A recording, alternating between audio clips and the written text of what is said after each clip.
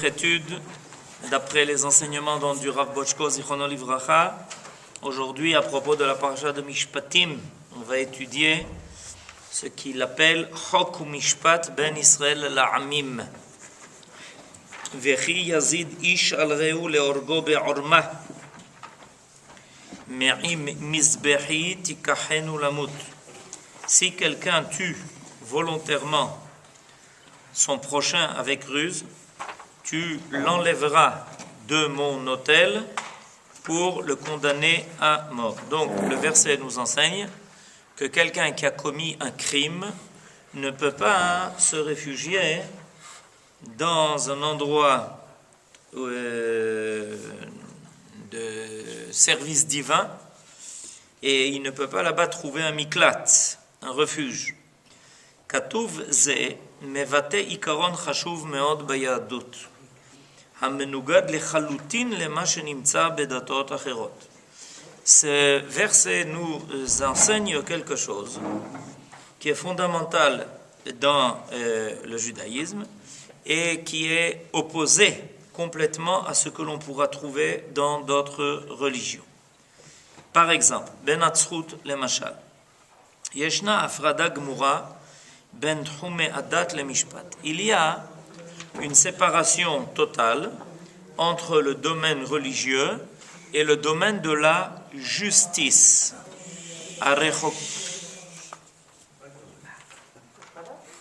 Arechokim ze mize kirchok mizrach mi ma'arav. Ces deux domaines sont des domaines qui sont complètement séparés l'un de l'autre, déconnectés l'un de l'autre. Achok nitfas sham kera echrechi arachok miliot idéal. Be'od adat hina עליונה ונסגבת, אך איננה יורדת לתחום המשפט. Selon la compréhension que l'on trouve donc dans le christianisme, il y a affaire à séparer les deux mondes. Il y a le monde de la justice, le monde de la loi, appelons ça le monde de la loi, qui est un monde auquel on n'a pas le choix. C'est-à-dire qu'on y arrive parce qu'on n'a pas le choix. S'il n'y avait pas d'ordre dans la société, s'il n'y avait pas une justice qui viendrait garder les hommes en leur mettant des garde-fous, alors ça serait la pagaille, ça serait la panique. Chacun, si on n'attrapait pas les voleurs, tout le monde volerait tout le monde. Donc on a besoin d'obliger les gens à bien se conduire. C'est ça comme ça que la loi d'ailleurs, il faut le savoir, la justice est fondée sur un principe que la loi est destinée à sanctionner. Le but de la loi, comment la loi est formulée, comme une suite de sanctions quand on a transgressé telle ou telle chose. C'est comme ça que la loi est formulée. Si tu as transgressé cela, voilà comment tu seras puni. Si tu as transgressé cela, voilà. C'est-à-dire qu'a priori, la façon dont les lois sont énoncées, dans le cadre de la justice, c'est avant tout une sanction qui va punir ou empêcher de transgresser quelque chose par la peur d'être puni de telle ou telle sanction. C'est comme ça que la loi est formulée. Par contre, le domaine religieux est considéré comme un domaine élevé, idéal, céleste, où là-bas se trouvent les idéaux de bonté. Et quand on dit de justice, c'est pas de la justice telle qu'elle est exécutée dans les tribunaux. C'est pas de cela qu'il s'agit. C'est pas de cette justice qu'il s'agit, c'est d'une autre justice. De la justice divine, etc. Et évidemment, il va y avoir à cause de cela quelque chose de très grave qui va se passer. Lachen, Adam, sheratzach, venitchayev mita bemishpat, pros, parus, alav, bechol zot, chesda, shel hadat, ובעיניה זכאי הוא, לפי שנותנת היא מחסה לכולם. Et si par exemple, quelqu'un a commis un crime, Adam sheratzach, v'nitchayev mita b'mishpat, il a été condamné à mort. Alors, a priori, tout est terminé pour lui. Pas du tout. Parus alav bechol zot, chassada shel hadat. Il y a encore un autre domaine qui lui est ouvert. Quel est l'autre domaine qui lui est ouvert? Le domaine, pardon? Le décret divin qui dit la grâce de la religion. On va l'accueillir dans un couvent et on va lui donner là-bas la possibilité de se réfugier. Et pourquoi? Parce que là-bas se trouve une bonté qui n'a pas besoin d'être limitée par les règles de la justice. C'est-à-dire qu'il y a une bonté qui est sans frontières, qui est sans limite. On aime tout le monde. On comprend, c'est bémet, c'est pas très beau ce que tu as fait, mais néanmoins, il faut quand même avoir pitié même des coupables, et il faut même donner à la personne la possibilité de se sauver de la justice des hommes par la bonté de Dieu. Efshari efo, be'olam hagoyim, il est possible, donc dans ce monde-là, chez Adam asher nimlat, il est possible donc que si quelqu'un arrive à se sauver des mains de la justice, il trouve la possibilité de se réfugier chez les hommes qui s'occupent de la religion. Alors on trouve des gens qui vont se réfugier dans les couvents après avoir commis pas mal de crimes. Parce que ces fonctions, en réalité, ne se touchent pas l'une l'autre. Elles sont indépendantes l'une de l'autre. Alors, bien que dans le cadre d'une dimension de la vie, il y a une faute qui a été commise, dans un autre cadre qui est complètement séparé, derrière de hautes murailles, on peut trouver une nouvelle vie. Hamemune ala mishpat, lo yegam komer. Celui qui s'occupe de la justice ne pourra pas être un curé. Et celui qui est un curé ne peut pas... Pourquoi? Parce qu'ils ont des fonctions différentes. L'un, c'est sanctionner. L'autre, c'est dire, ne vous inquiétez pas, la bonté divine étend ses ailes sur tout le monde. Et dans le monde de Dieu, tout le monde est accepté, etc., etc. Il y a pas mal de phrases comme ça qui servent à permettre à celui qui a commis les pires crimes de venir se réfugier. Lo ken etzlenu, et c'est pas comme ça que ça se passe chez nous. Toratenu hakdosha, hina marechet hachida, shel tchum hachok ve'amishpat, yachad im tchum hadat. Chez nous, la Torah contient à la fois le domaine de la justice et le domaine des obligations envers le divin. Hadat ichok, ve'achok udat.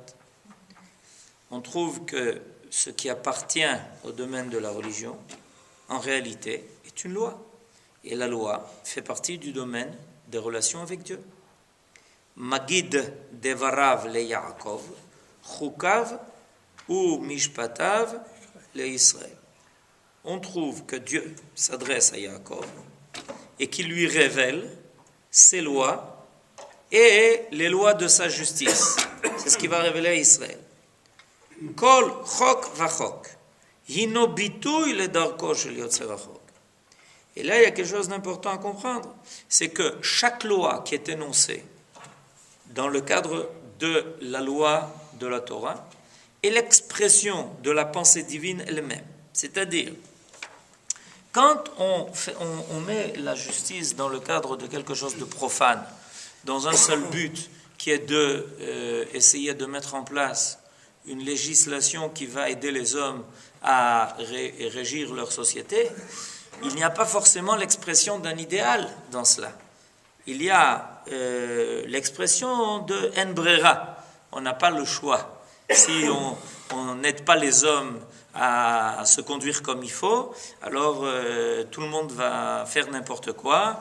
Et si on ne met pas des shotrim, alors les gens vont tous passer au feu rouge. Déjà, ils y passent comme ça.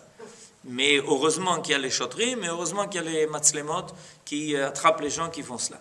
C'est-à-dire qu'on est dans une situation où on n'a pas le choix. C'est par manque de choix que l'on fait cela. Dans le monde, un monde qui est idéal, c'est un monde qui est tout à fait différent, où tout le monde serait censé bien se conduire a priori. Mais comme on connaît la réalité, on sait que c'est pas comme ça que ça se passe, alors on n'a pas le choix, alors on est obligé de mettre en place un codex. Maintenant, la Torah ne voit pas du tout cela comme ça. Pas du tout. La Torah voit ça autrement. Le but de la Torah, c'est de permettre d'exprimer les idéaux divins les plus extraordinaires dans le cadre de la réalité terrestre, dans la vie de l'homme. Maintenant, en quoi ça change? Ça change parce que finalement, au bout d'un certain temps, les lois qui sont promulguées par la Torah amènent petit à petit l'homme à s'élever par l'intermédiaire de ces lois à un idéal qui est divin lui-même. Alors on va prendre un exemple qui est très flagrant dans notre paracha. Notre paracha, de façon très surprenante, commence par les lois concernant l'esclavage et les esclaves. Il n'y a rien d'autre à dire. C'est par ça qu'il faut commencer. Alors, première réaction, mais l'esclave, c'est quelque chose qui est à prohiber. Il faut arrêter. Il faut supprimer cela. C'est honteux qu'il y ait des hommes qui soient esclaves des autres. Ça, c'est la réaction la plus simple que l'on doit avoir. Or, voilà que la Torah, dans notre paracha, qui est la paracha de Mishpatim, qui est la paracha par excellence, la paracha qui parle des lois qui vont régir tout ce qui se passe entre les hommes, commence par quoi? Par les lois concernant l'esclave hébreu. Non, la Torah aurait dû commencer en disant d'abord, il n'y a pas d'esclavage, point final. Zéou, gamarnou. Mais la Torah a une chokhma qui est beaucoup plus profonde que cela, qui est que ça existe. C'est-à-dire que l'idée fondamentale qui doit apparaître, c'est de savoir comment prendre l'homme là où il se trouve et l'aider par une échelle à adhérer à des valeurs qui finalement vont faire que ces lois vont devenir superflues parce que l'homme comprendra de lui-même que ce que la Torah exige de lui ne lui permettra pas en fait de pouvoir exercer l'esclavage. Alors, elle commence à enseigner les lois concernant les esclaves. Les lois concernant les esclaves sont des lois extrêmement difficiles.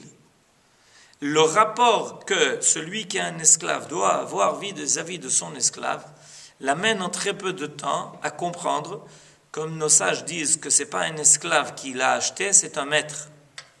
Parce qu'il a besoin de se conduire avec lui avec tellement d'égards et il doit avoir tellement de reconnaissance envers lui que même quand il va se libérer, il devra lui donner cadeaux, etc., que finalement l'esclave va devenir petit à petit une entité pour le maître, qui lui fera comprendre la valeur, sans compter qu'on a le devoir de le libérer, cet esclave, que les gens de sa famille viennent à son secours, qu'il le rachète, etc., etc. Petit à petit, la Torah met en place toute une trame de loi qui fait que l'homme comprend qu'en réalité, la Torah veut supprimer cela, veut surmonter cela.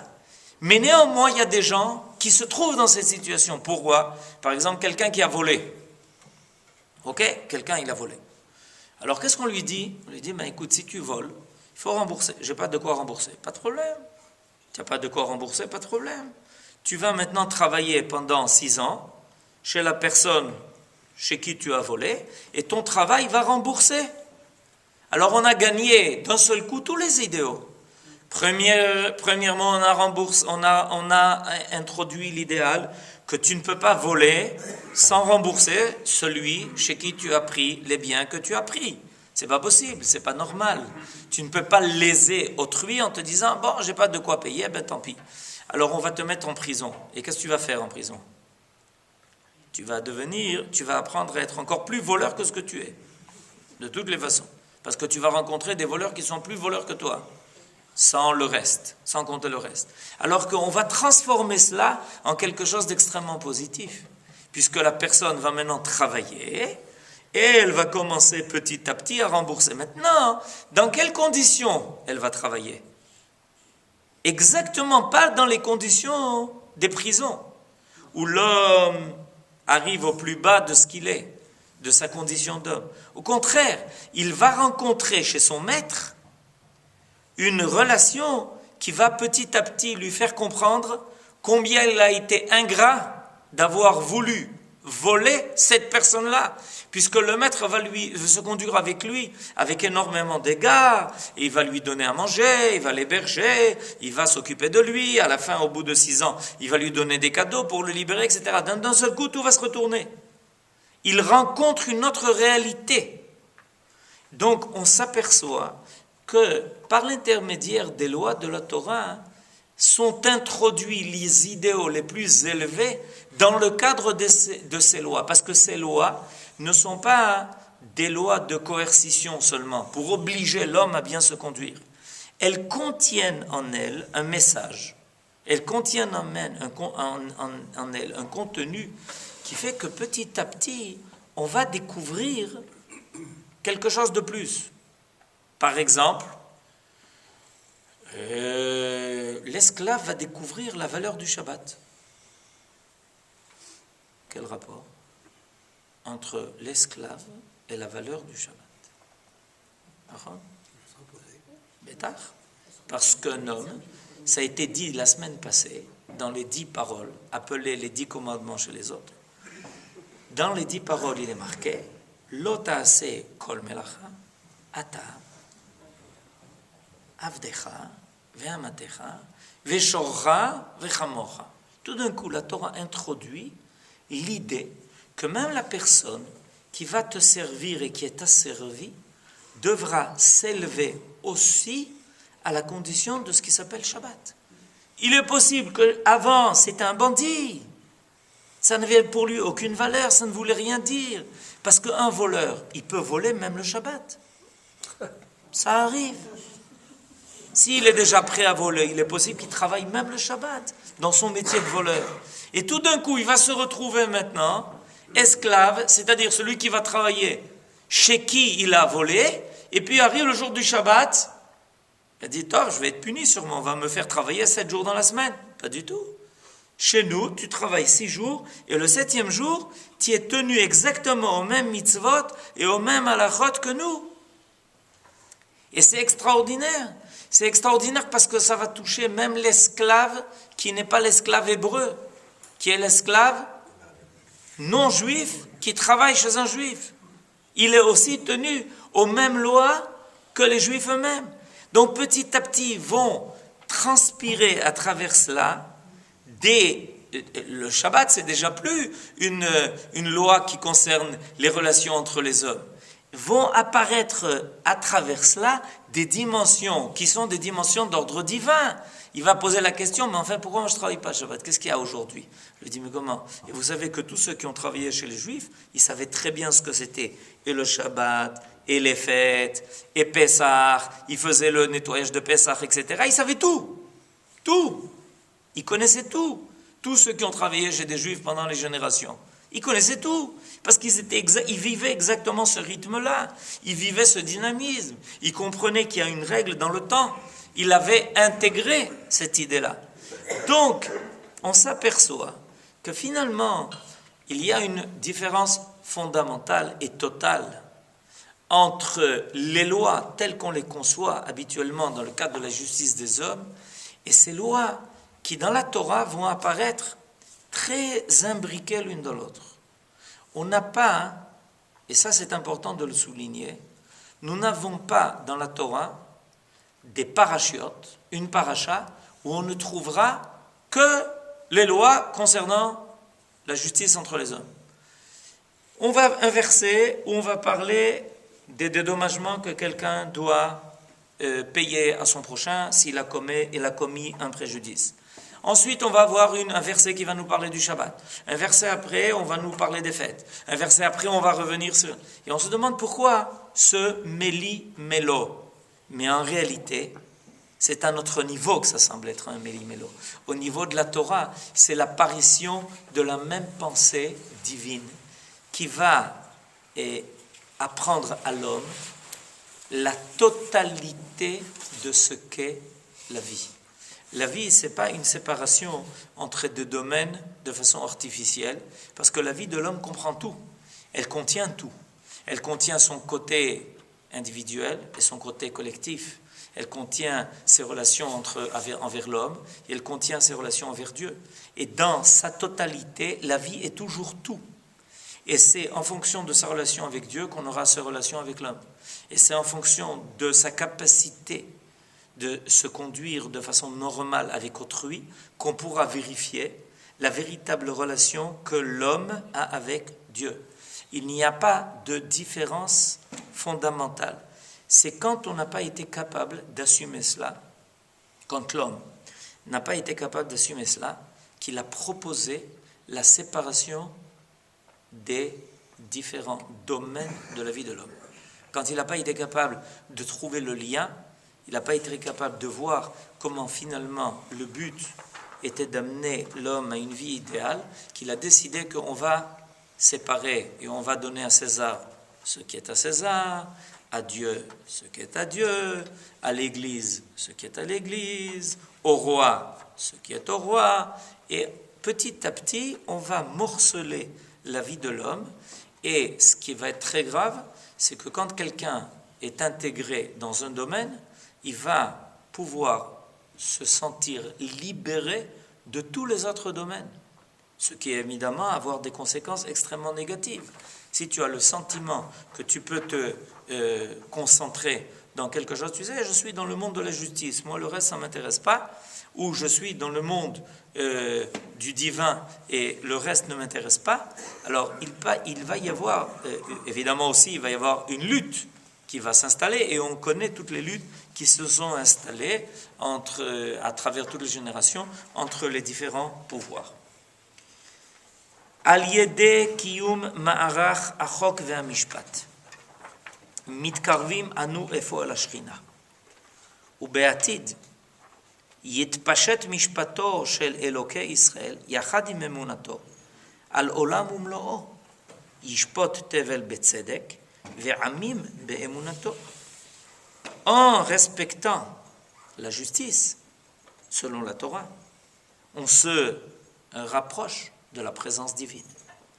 Et dans les temps à venir, c'est bien ces lois de Dieu qui vont se répandre dans le monde entier, en même temps que la foi dans le Dieu qui a donné ces lois-là. Asher alken, et c'est pourquoi, etzlenu, harav, gam adayan ve'ashofet. Chez nous, le rav, c'est aussi celui qui est le dayan, c'est-à-dire celui qui va exercer la justice, celui qui va être le juge, qui a mishpat le'elokimu, parce que la loi appartient à Dieu, la justice appartient à Dieu. Ve'elokim nitzav ba'adatel bekerev Elohim yishpot. Et Dieu manifeste sa présence en tout endroit où on manifeste la justice. Ba'asher michlol adat mevate ou mekayem et Torah misinai al kol gvanea. Parce qu'il est clair que c'est la religion elle-même qui réclame que toute la Torah soit appliquée dans tous les domaines. Mikan tuvan efo adgashato shel Rashi beptichat parashatenu. Et ça nous permet de comprendre le premier Rashi sur notre parasha. Rashi, au début de notre parasha, nous enseigne, nous appelle à remarquer ce que l'on appelle smichut parashiot. C'est quoi smichut parashiot? C'est une méthode d'étude qui consiste à comprendre pourquoi des sujets sont juxtaposés dans la Torah. C'est-à-dire, pourquoi la Torah a décidé de mettre cette paracha à côté de telle autre paracha. On a l'impression que c'est juste quelque chose de narratif, alors que c'est faux. Alors, la paracha de la semaine passée se termine par les lois concernant l'autel. A-U-T-E-L. C'est-à-dire l'endroit où on amène les korbanot, où on amène les sacrifices. Et notre paracha commence en disant « Ve'ele amishpatim » et voilà les lois que tu devras enseigner concernant les relations entre les hommes, comment on doit payer, comment on doit se conduire, quelles sont les lois pécuniaires, monétaires, etc. Et quel est le rapport? Rashi enseigne la chose suivante. Lama nismecha parashat dinin, kol parashat mishpatim, le parashat mizbeach, shebesof parashat yitro, lomar lach, pour t'enseigner. Shetasim sanedrin etzel hamikdash, leyad hamizbeach, pour t'enseigner que le tribunal suprême, le Sanhédrin, doit être très proche de l'endroit où on sert Dieu. Et c'est pour ça que le tribunal suprême, qui s'appelait le Sanhédrin, avec 71 juges, qui décidaient en dernier lieu, c'était aussi là-bas que l'on pouvait amener c'était la dernière cour en recours, où on pouvait encore réclamer que l'on revérifie le jugement qui avait été porté. Il doit être accolé au temple pour bien prouver que l'un se fournit de l'autre. Le Sanhédrin a besoin de la présence divine qui se trouve dans le Beth Amikdash. Et la présence divine qui se trouve dans le Beth Amikdash ne pourra pas apparaître s'il n'y a pas de justice qui est exercée chez les hommes. Ou be'ibadel minagoyim, be'Israël, gam chesed, ino chelek bilti nifrad minatorah. Et contrairement à ce qui est proposé chez les autres nations, il n'y a pas chez nous ceux qui s'occupent de la bonté et ceux qui s'occupent de la justice. Et pourtant, il y a une division entre la Keuna et le Malchut. Il y a une différence de la Keuna, ça, c'est pour la direction des choses. Quand le roi doit diriger le peuple, alors diriger les choses, c'est inspiré par des idées, inspiré par des principes qui, des fois, par exemple, exigent de faire la guerre. Ok? Ça, c'est le rôle du roi, c'est pas le rôle du Kohen. Le rôle du Kohen, c'est au contraire d'essayer de faire apparaître et de prier pour qu'il y ait le shalom. Alors, c'est pas... mais quand le peuple va partir en guerre, il y a un Kohen qui va venir encourager ceux qui vont partir en guerre et les bénir. Et quand, une fois tous les 7 ans, on réunit tout le peuple dans le Beth Amikdash, c'est le roi qui va venir lire dans la Torah dans le Beth Amikdash. C'est-à-dire qu'il y a un lien profond qui va relier les deux. Évidemment, chacune des fonctions va se concentrer dans un travail avec toutes les techniques que ça impose. Mais ce n'est pas que le roi se consacre uniquement à la justice et la Torah, ça l'intéresse pas, les idéaux ne l'intéressent pas, et il va se permettre de se conduire comme il veut, parce qu'il est au-dessus de toute loi divine. Ce qui était qui avait force de loi chez les nations. Le roi est au-dessus de tout. Il peut se permettre tout. Et le contraire, évidemment. Ou be'ibadel minagoyim, be'Israël, gam ha'chesed ino chelek bilti nifrad min haTorah, ha'tzedek ve'hamishpat meshulavim bechesed, ve'toratenu torat chesed hi, chesed ve'emet nifgashu, tzedek ve'shalom nashaku. אך כל זאת מבלי ויתור על מידת הדין. על כן הדגישה התורה כי מעם מזבחי תיקחנו למות. לא יהיה המזבח מקלט ובית מנוס לרוצחים. כי המזבח, מכלול התורה, בנוי ומיוסד על אדני צדק, וכל סטייה מצדק, דין התורה, ויציאה למערכת חסד נפרדת כביכול, על מנת לחון את החייב, תהיה פגיעה בעיקרה של הדת. C'est pour ça que dans notre paracha, la Torah va enseigner que si un criminel essaye de se réfugier ça s'appelle les echos bekarnot hamizbeach, se tenir les cornes de l'autel. C'est comme ça que si, pardon, les echos, ça veut dire tenir. Karnot, c'est au-dessus du misbéach, il y avait sur les 4 coins, il y avait quelque chose qui dépassait. Alors, c'est comme si quelqu'un, donc un criminel, essaye de se sauver, il va venir s'attraper à l'autel et l'autel va le sauver. Alors, ça, dans notre paracha, il est marqué que ça ne marche pas. Parce que l'autel lui-même refuse cela. Le but de l'autel n'est pas de permettre une autre justice qui ignore la justice. Comme si la bonté est réservée aux gens pieux. Et ceux qui font la justice n'ont rien à voir avec la piété. C'est comme si il y avait dans le monde, mon pauvre, tu as subi la justice des hommes qui n'ont rien à voir avec la foi. Et maintenant, tu vas te réfugier dans le monde de la foi. Et dans le monde de la foi, on peut dépasser le cadre de la justice. Évidemment, il y a quelque chose d'extrêmement grave qui apparaît là. Comme si la foi pouvait englober aussi le crime. On est capable de supporter aussi le mal qui s'appelle le crime. Dans le cadre de la foi, on peut aussi comprendre qu'il y ait des fois des erreurs. L'erreur est humaine, etc. Et donc, on va te permettre d'aller avec beaucoup de comment dirais-je, comment ça s'appelle déjà ça, beaucoup d'être très large comme ça, avec beaucoup de... Non, c'est un nom, c'est un nom. Ce qui s'est passé avec les criminels nazis qui ont été aidés par l'Église à se réfugier en Amérique du Sud.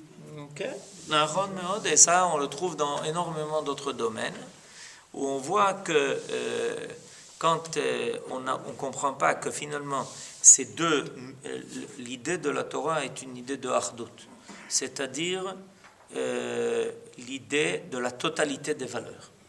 Il ne peut pas y avoir des valeurs qui s'ignorent l'une l'autre. Si le din ignore le chesed, ou que le chesed ignore le din, le chesed va devenir un monstre. Et le din va devenir aussi un monstre.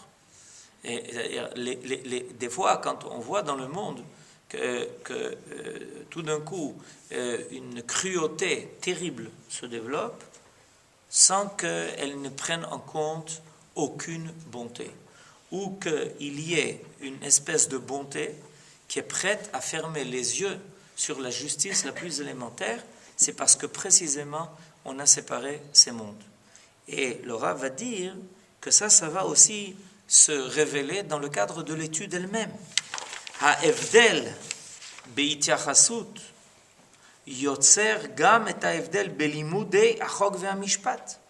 אצל הגויים לימוד המשפט הוא עניין מקצועי, ייחודי, השייך רק למשפטנים, כי מדוע יזקק אדם מן השורה ללמוד ללימוד החוקים? On va trouver qu'il va y avoir des études qui vont s'appeler les études de droit, et il va y avoir les études de la foi. Et on va donc 2 domaines qui vont s'appeler la loi sans la foi, et la foi sans la loi. À la fin, qu'est-ce qu'on a à cause de cela? Ni foi, ni loi. Si on développe l'étude de la loi sans la foi, et si on développe l'étude de la loi, de la foi sans la loi, à la fin, on n'aura ni foi, ni loi. Pourquoi? Parce que fondamentalement, complètement, on a développé une méthode qui les rend incompatibles. Parce que, évidemment, mon but, c'est de sauver le criminel quoi qu'il arrive. C'est pour ça que je suis payé. Si je suis un bon avocat, c'est pour ça que je suis payé. Pour sauver le criminel quoi qu'il arrive. C'est mon client. Je n'ai pas le choix. Je ne peux pas dire, je ne peux pas faire autre chose. Et pour ça, j'ai le droit de me servir de toutes les méthodes possibles et imaginables. D'accord? Et celui qui a... Pardon? Nachon, dit l'avocat. Nachon, dit l'avocat. Et si la foi se développe sans la loi, alors on va, par exemple, enseigner que au nom de la justice, par exemple maintenant, ok, vous avez compris, au nom de la justice, on va poursuivre ceux qui commettent la justice. Vous n'avez pas compris ce que je viens de dire. Il y a des personnes, je ne sais pas quelles sont leurs identités, d'accord, entre guillemets, qui sont allées et qui ont été quelque part dans le monde supprimer un assassin qui était dangereux pour tout le monde et pour l'humanité. Alors de quoi on s'occupe? De rechercher, non pas de s'occuper de ce qui faisait mériter à cet assassin d'avoir été supprimé, d'accord? Mais de rechercher ceux qui ont fait ce travail extraordinaire d'aller supprimer un assassin. Pardon? Ils l'ont fait hors la loi. Ils l'ont fait hors la loi. C'est-à-dire que quand on ne comprend pas la valeur qui se cache dans la foi et dans la loi, alors on inverse les valeurs. Ceux qui devraient, sur qui la bonté devrait s'étendre. Par exemple, il y a cette semaine a été dans le monde signalé la Yom HaShoah Ben Leumi, le jour où l'ONU a voté une loi comme quoi il faut se rappeler ce qui s'est passé il y a de cela 65 ans. D'accord? Ok. Mais il y avait en Europe à ce moment-là quelque chose qui représentait la foi. D'accord? Et qui représentait la bonté. Aimez-vous les uns les autres. Il faut toujours aimer l'autre. Il faut toujours l'aider. Il faut toujours le sauver. D'accord? Où elle était cette foi? Qu'est-ce qu'elle a fait pour empêcher que 6 à 7 millions de personnes soient brûlées vives? Où elle était cette fois? Elle n'était pas présente. Elle était non seulement absente, mais d'une certaine façon, elle a coopéré. Vous voyez ce qui s'est passé? Et quand ensuite, il y a un État dans le monde qui prend sur lui de lutter contre les assassins les plus dangereux, tout d'un coup, il y a une voix qui s'élève pour dire « mais c'est hors la loi. On n'a pas le droit de faire des choses pareilles. » Il dormait en toute tranquillité dans son lit. Et tout d'un coup, il y a des gens qui viennent et qui l'ont... Non mais c'est pas normal. Mais il faut poursuivre ces criminels. Et jusqu'à présent, on les poursuit. Entre guillemets. Vous comprenez? Jusqu'où on arrive? On arrive à inverser complètement les valeurs. Parce qu'on a développé une foi sans loi, comme si la loi ne faisait pas partie de la foi, et on a développé une loi sans foi. Et alors tout est inversé dans le monde. Ça s'appelle Olam Hafour. Et le but de la Torah, c'est évidemment de nous enseigner que l'un n'existe pas sans l'autre. Shabbat Shalom.